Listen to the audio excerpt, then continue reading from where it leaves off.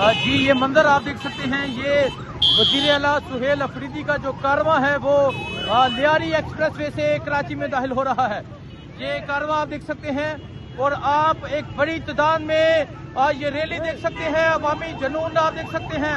अगर आप देखें जहां तक नजर जाएगी आपको एक बड़ी तादाद नजर आएगी।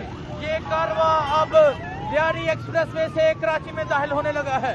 ये मंजर आप देख सकते हैं, ये वज़ीर आला सहेल आफरीदी का कारवां अब लियारी एक्सप्रेसवे से कराची शहर में दाखिल हो रहा है और टोल प्लाजा है वो क्रॉस किया जा रहा है। ये मंजर आप देख सकते हैं, ये सूरत हाल आप देख सकते हैं। ये सूरत हाल है इस टाइम इस कारवां की जो लियारी एक्सप्रेसवे से अब कराची शहर में दाखिल हो रहा है।